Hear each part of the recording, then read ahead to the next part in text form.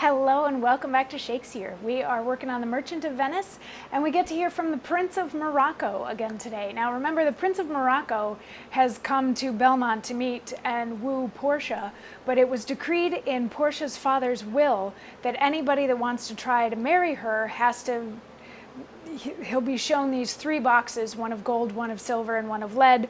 One of the boxes, or caskets as they call them in the play, contains a likeness of her, so a drawing or something like that of her, and if the suitor picks the right box, then he gets to marry her. If he doesn't pick the right box, then he has to disappear and never speak to her again. So the Prince of Morocco has shown up to give it a try, as have many suitors before him. And he came in yesterday sort of forewarning Portia to not be afraid of his dark complexion, saying that he's actually considered quite a catch where he comes from. And she was like, you know, I don't really get to pick one way or the other, so you have just as much of a shot at this as anybody else. So yes, of course you can come see the caskets and make your choice as you see fit. And the Prince of Morocco says, even for that I thank you. Therefore, I pray you lead me to the caskets to try my fortune.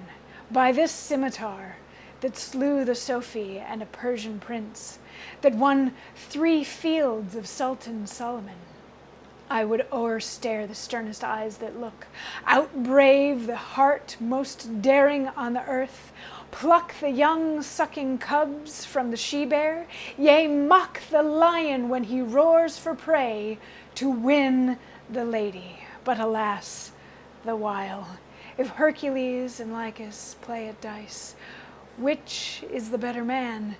The greater throw may turn by fortune from the weaker hand. So is Alcides beaten by his rage, and so may I, blind fortune leading me, miss that which one unworthier may attain and die with grieving.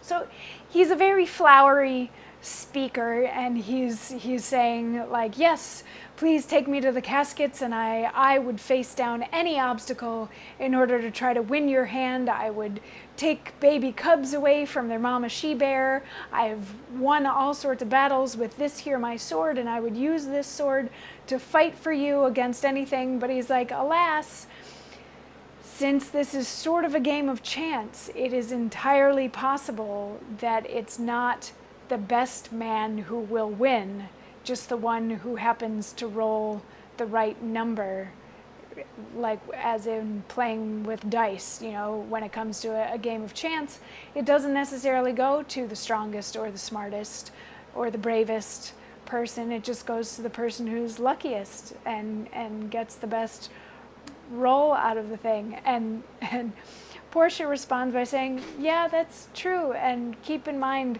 I have no choice in who I marry. It's entirely up to the game of chance. So lovely fancy words that you're talking there, but it's entirely up to whether or not you pick the right box. And he's like, okay, let's go do this. And she's like, how about dinner first? Like, why don't we eat? And then we'll go check out the caskets. And he's like, sounds great. And that's the end of Act 2, Scene 1. Well, Act 2, Scene 1.